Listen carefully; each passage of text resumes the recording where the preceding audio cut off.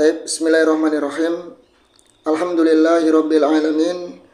Wa bihi nasta'in ala umuri dunya waddin. Asyhadu an la ilaha illallah wahdahu la syarika lah.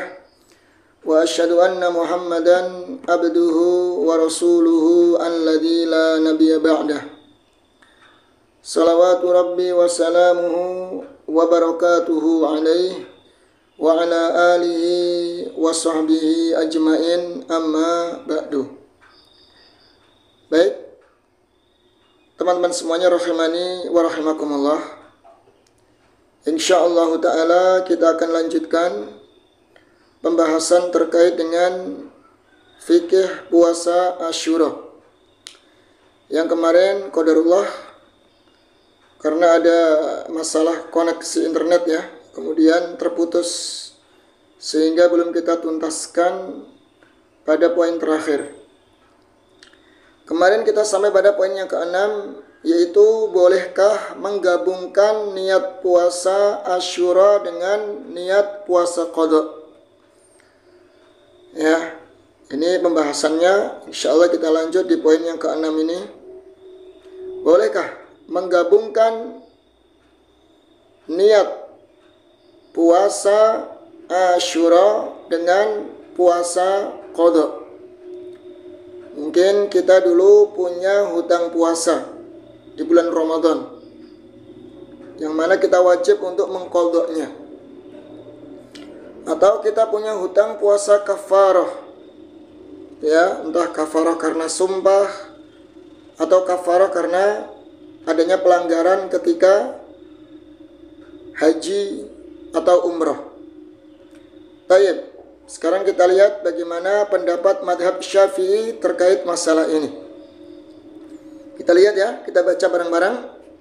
Bolehkah menggabungkan niat puasa Asyura dengan niat puasa wajib seperti qada? Maka dalam masalah ini ada 3 pendapat dalam madhab Syafi'i. Pendapat yang pertama adalah pendapat mayoritas, jadi kebanyakan dari madhab Syafi'i yang mutaakhirin, yang belakangan, seperti Al-Imam Syihabuddin Ar-Ramli, ya, Al-Hafidh Ibnu Hajar. Dan inilah pendapat yang muktamad. Jadi pendapat ini yang menjadi sandaran, yang menjadi landasan, ya, bahkan yang sering dipakai dalam madhab Syafi'i. Yaitu apa? Boleh menggabungkan puasa Asyura dengan puasa wajib seperti qada, nadar, dan kafarah, ya. Dan seseorang tetap mendapatkan pahala kesunahannya. Jadi kalau seseorang niat puasa Asyura sekaligus niat qada, ya, maka dia mendapatkan pahala sunnah puasa Asyura dan juga mendapatkan pahala qada puasa yang dia tinggalkan di bulan Ramadan, atau pahala puasa qada kafarah ataupun nadar. Kaidah dalam masalah ini ya, apa alasan mereka? Madhab Syafi'i mengatakan boleh, bahkan sama-sama mendapatkan pahala. Setiap amalan sunnah yang tidak dimaksudkan secara dzatnya, artinya kita tidak hanya meniatkan di situ puasa Syura saja. Jadi tidak meniatkan, tidak memaksudkan secara dzatnya, ya, maka boleh menggabungkan niatnya dengan niat amalan wajib. Jadi kalau dia tidak melulu meniatkan pada zat puasa Asyura, namun dia menggabungkan dengan puasa wajib, ya, mengqada puasa wajib, maka ini diperbolehkan. Namun bila dimaksudkan secara dzatnya maka tidak boleh. Jadi kalau kita hanya meniatkan hanya puasa Syura, tiba-tiba kita gabungkan dengan niat qadha, ya, maka ini nggak boleh. Baik. Kemudian Al-Hafidz Ibnu Hajar Al-Haytami rahimallahu taala pernah ditanya tentang seseorang yang berniat puasa Arafah dan qadha. Kita tahu bahwasanya puasa Arafah, jadi berpuasa di tanggal 9 Dzulhijjah, ya, ketika jamaah haji wukuf di Arafah. Nah, dia niatkan sekaligus dengan puasa qadha, kafarah, qadha nazar atau Ramadan. Apakah dia tetap mendapatkan pahala kesunahan puasa Arafah? Maka Al-Hafidz Ibnu Hajar Al-Haytami menjawab, penjelasan para fuqaha, ya, menunjukkan bahwa maksud dari puasa Arafah adalah mengisi hari tersebut dengan puasa. Intinya, puasa Arafah itu, hari Arafah itu adalah kita mengisi hari tersebut dengan berpuasa. Yaitu disunahkan berpuasa bagi yang tidak haji. Sebagaimana maksud dari tahiyatul masjid adalah mengisi tempat tersebut dengan sholat. Ya, sebagaimana kita ketika datang ke masjid, sebelum imam datang atau iqamatus shalah, kita sholat tahiyatul masjid, kita isi dengan sholat. Maka dalam hal ini apabila seseorang berniat keduanya, yaitu puasa sunnah sekaligus diniatkan dengan puasa qadha, puasa wajib, maka dia mendapatkan pahala keduanya. Nah, ini ya, ini pendapat dari kalangan Syafi'iyah yang mutaakhirin, dan ini pendapat yang mu'tamad, yang diambil, yang kebanyakan mayoritas Syafi'iyah mengambil pendapat ini, yang mu'tamad, yang dijadikan landasan. Bisa dilihat Fatwa Ibnu Hajar, ya, juz jilid yang kedua halaman 75. Kemudian dari mazhab Syafi'i sendiri berpendapat, ada yang berpendapat, yaitu pendapat yang kedua, pendapat Al-Imam Al-Isnawi dan juga Imam Nawawi, berarti belakang, yang duluan ini, yang mutaqaddimin.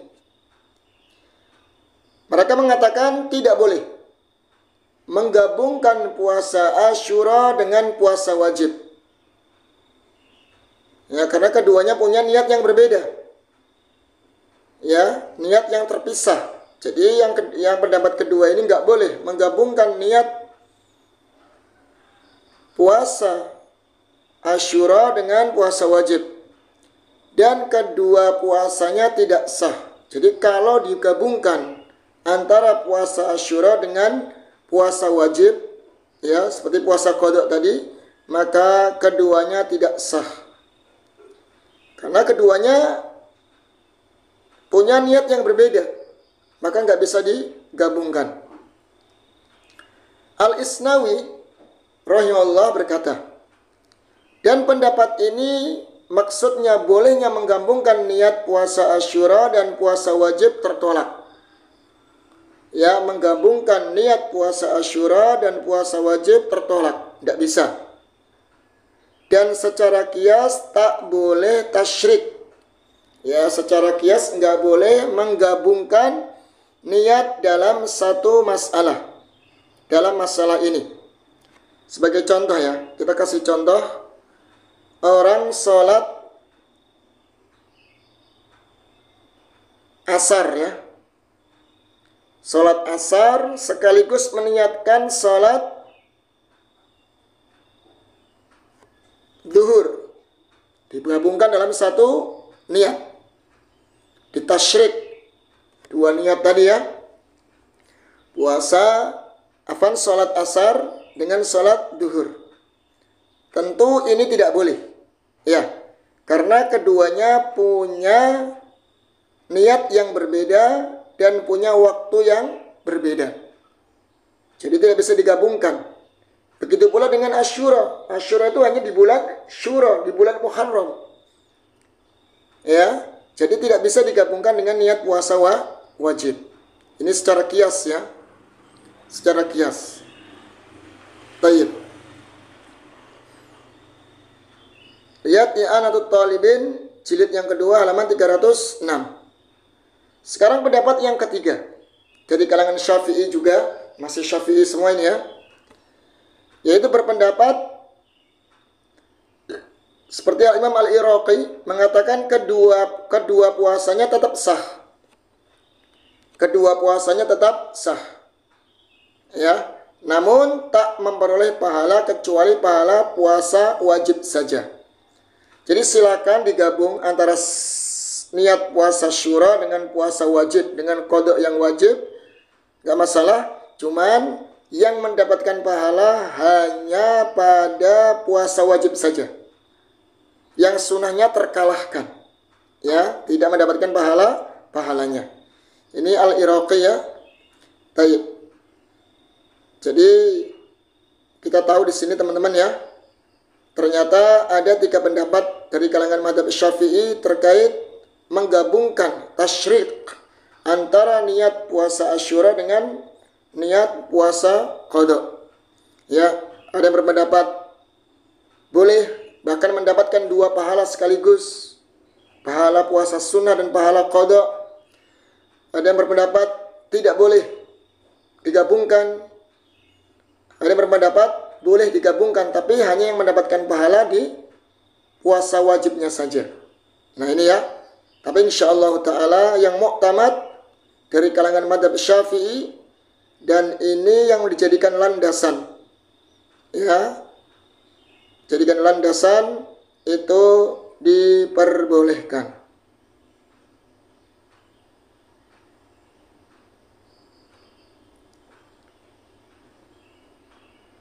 Baik, sekarang kita masuk pembahasan selanjutnya. Insya bisa dipahami ya. Yaitu bolehkah seseorang hanya berpuasa di hari Asyura saja? Jadi boleh nggak kita berpuasa di hari Asyura saja? Sedangkan Nabi kita alaihi salatu wassalam berazam, ya, seandainya datang tahun depan, maka saya akan berpuasa di tanggal 9 Tasu'a sebagai bentuk menyelisih orang-orang Yahudi dan Nasrani. Nah, bagaimana kalau kita hanya berpuasa di hari Asyura saja? Jadi di tanggal yang ke-10 saja. Maka jawabannya di sini,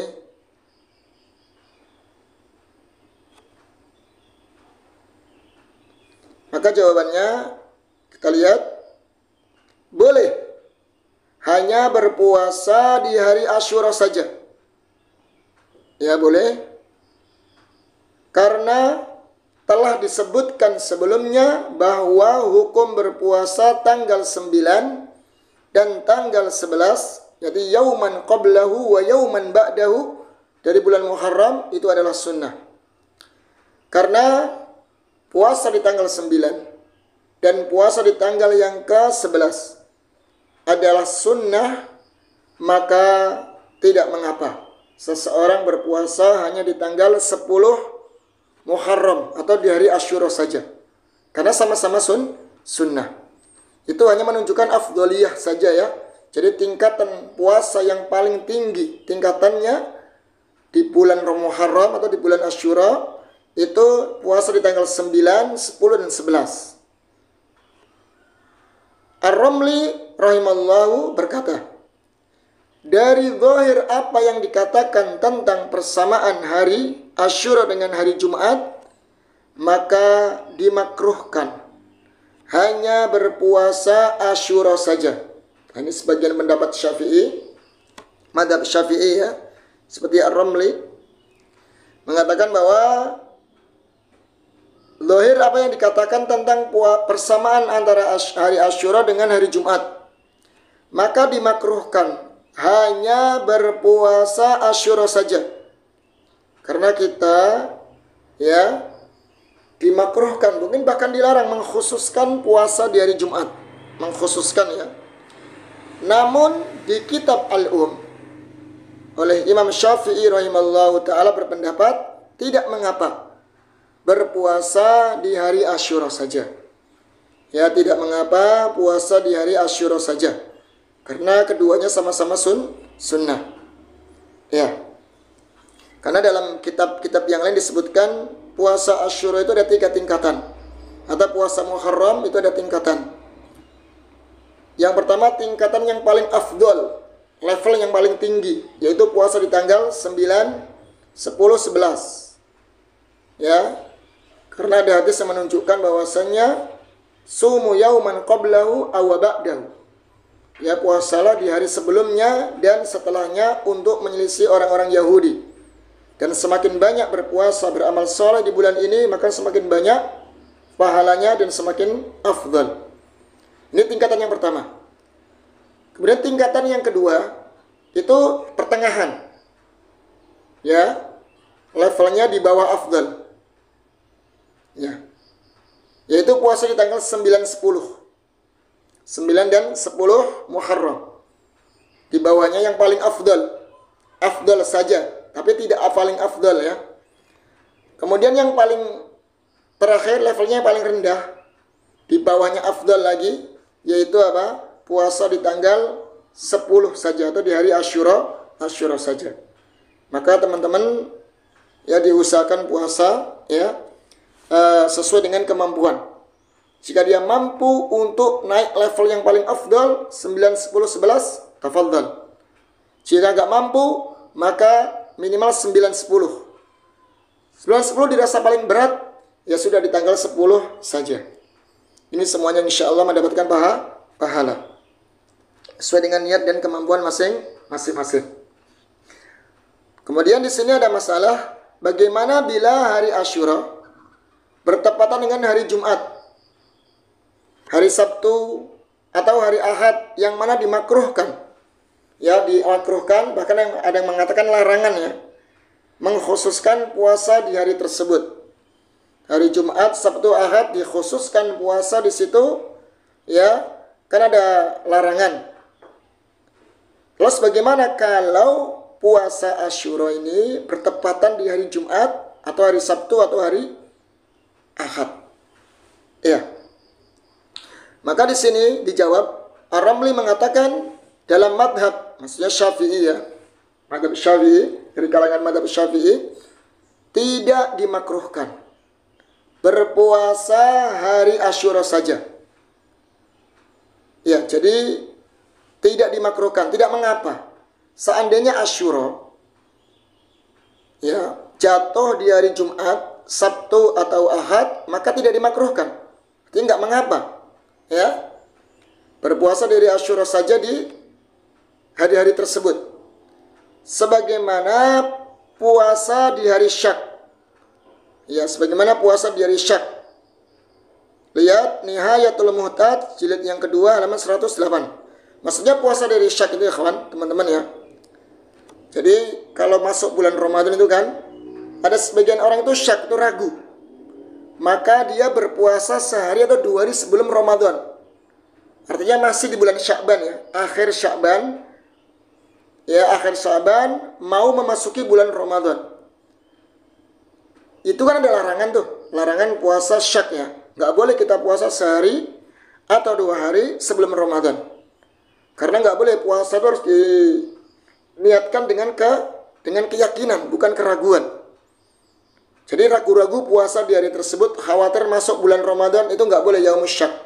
Kecuali orang tersebut terbiasa puasa Senin Kamis, atau puasa Daud, atau dia mengqadha puasa wajib pas bertepatan sebelum sehari atau 2 hari sebelum masuknya Ramadan, itu nggak ada masalah. Ya, sebagaimana ini, ternyata Asyura bertepatan di hari Jumat, di hari Sabtu atau di hari Ahad, maka tidak masalah. Ya, karena kita bukan puasa syak, bukan. Berbeda kalau orang puasa syak itu nggak boleh diharamkan, karena ada hadis yang melarang. Namun kalau kita memang terbiasa puasa sunnah, Senin Kamis kebetulan hari Kamisnya itu jatuh sebelum Ramadan gitu ya, karena hari Jumatnya mau masuk 1 Ramadan, itu nggak ada masalah puasa di situ. karena kebiasaan mengikuti kebiasaan dia sebelumnya. Cuman kalau dia meniatkan puasa sehari atau 2 hari sebelum Ramadan dengan niatan khawatir, ya ragu gitu ya, khawatir barangkali kita sudah masuk Ramadan, ya maka dipuniatkan puasa syak di situ, maka tentu dimakruhkan, bahkan diharamkan ya, diharamkan. Baik, maksudnya adalah hukum asal berpuasa di hari syak, yakni hari tanggal 29 Sya'ban ketika hilal terhalang.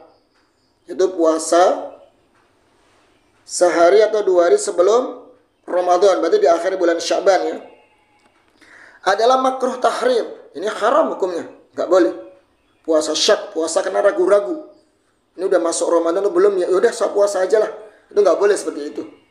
Namun menjadi boleh ketika bertepatan dengan puasa Senin atau Kamis. Ini ya menjadi boleh ketika dia terbiasa puasa Senin Kamis, sekalipun jatuh di hari 1 hari sebelum Ramadan. Itu nggak masalah kalau dia terbiasa dengan puasa Senin Kamis yang sudah menjadi kebiasaan sebelumnya. Ini dalam kitab Takrirat As-Sajidah jilid yang 1 halaman 437. Jadi teman-teman silahkan ya, silahkan, nggak masalah seandainya Syawal itu jatuh di hari Jumat atau di hari Sabtu atau di hari Ahad, silahkan berpuasa saja, nggak ada masalah ya. Yang bermasalah ketika kita mengkhususkan puasa di hari-hari tersebut. Jadi kita puasa bukan hari Jumatnya, bukan hari Sabtunya, bukan hari Ahadnya, namun apa? Kita puasa karena Asyura. Baik, paham ya insya Allah di sini. Kemudian pembahasan yang terakhir, yang ke-8. Bila seseorang terluput dari puasa Asyura, ya, jadi dia ketinggalan, mungkin lupa kali ya, lewat, dikasih tahu, ternyata kemarin hari Syura ya. Waduh, saya lupa, belum berpuasa. Ya, dia luput dari puasa Asyura, terlupakan gitu ya. Apakah bisa diganti di hari yang lain? Bisa dikodok gitu ya dengan hari yang lain. Karena sayang sekali nih. Boleh nggak seandainya dia mengkodok di hari yang lain yang dia bukan hari Asyura? Baik, maka jawabannya di sini hukum asalnya boleh mengkodok amalan sunnah yang terikat dengan waktu. Jadi boleh mengkodok amalan sunnah. Contohnya mungkin kita terlewatkan qiyamul lail, atau mungkin sholat witir. Semalam kita karena kecapean, kita bablas tidak sholat witir. Tiba-tiba adzan subuh. Dan sedangkan dia terbiasa untuk puasa, terbiasa untuk sholat witir atau sholat malam. Ya, pasti dia akan merasa kehilangan. Ya, merasa, kalau bahasa Jawanya gelo. Gelo itu apa ya? Ya, sangat sayang sekali gitu loh. Aduh, semalam saya nggak puasa, nggak sholat qiyamul lail, nggak sholat witir, sayang sekali. Ya, terlewatkan. Maka bisa nggak dikodok? Boleh dikodok. Sebenarnya ulama menjelaskan boleh dikodok ya, selama ya belum masuk zuhur. Ya dikodok saja. Dikodok nggak masalah. Witirnya bisa dikodok. Dalam hadis dijelaskan seperti itu. Dikodok, kalau kodoknya witir harus genap. Yang 3 rakaat menjadi 4 rakaat. Bahkan seperti itu ya. Sama dengan sholat qobliyah sebelum subuh. Karena keutamaannya sangat besar. Nabi mengatakan rakaatul fajri khairum minad dunya wa ma fiha. 2 rakaat sebelum fajar itu lebih baik daripada dunia dan seisinya. Nah itu kan kalau kita terlewatkan sangat sayang sekali. Maka bagaimana dengan jika kita mengkodok? Maka boleh dikodok. Sebagaimana perbuatan Ibnu Umar radhiyallahu an. Ya. Nah ini asal boleh mengkodok amalan sunnah yang terkait dengan waktu, yang terlewat waktunya, yang sudah terluput darinya. Dan inilah pendapat yang rajih dari kalangan madhab. Ya, dari kalangan madhab, maksudnya madhab Syafi'i. Kemudian dalam masalah kodok puasa Asyura, ini ada silang pendapat ya dari kalangan ulama Syafi'i. Ada yang mengatakan kesunahan mengkodoknya. Sebagian mereka yang mengatakan sunnah untuk mengkodok puasa Asyura jika dia luput. Berdasarkan keumuman dalil tentang disyariatkan mengkodok amalan sunnah yang terikat dengan waktu. Ya, yang terikat dengan waktu. Jadi secara umum, ya, boleh mengqadha amalan sunnah yang terikat dengan waktu, bahkan terlewat dari waktu tersebut. Lihat Nihayatul Muhtaj jilid yang kedua halaman 108. Kemudian ada berpendapat, ini memang selang pendapat dari kalangan mazhab Syafi'i ya. Ada mengatakan disyariatkan mengqadha. Pendapat yang kedua dalam mazhab Syafi'i tidak disyariatkan, tidak boleh. Kalau sudah lewat ya sudah, salah sendiri gitu ya. Karena kalau sudah lewat berarti sudah dia dikatakan hari Asyura lagi. Sudah dikatakan hari yang ke-11, 12, 13 begitu ya, bukan hari yang ke-10. Pendapat yang kedua dalam mazhab Syafi'i tidak disyariatkan. Karena ibadah tersebut memiliki maksud tertentu pada waktu tertentu dan telah berlalu. Yang tadi saya katakan ya. Karena puasa Asyura itu di tanggal 10 Syura. Ya, dan punya maksud tertentu, yaitu maksudnya puasa di Asyura di tanggal 10. Di tanggal 10, di hari yang ke-10, di waktu tanggal 10.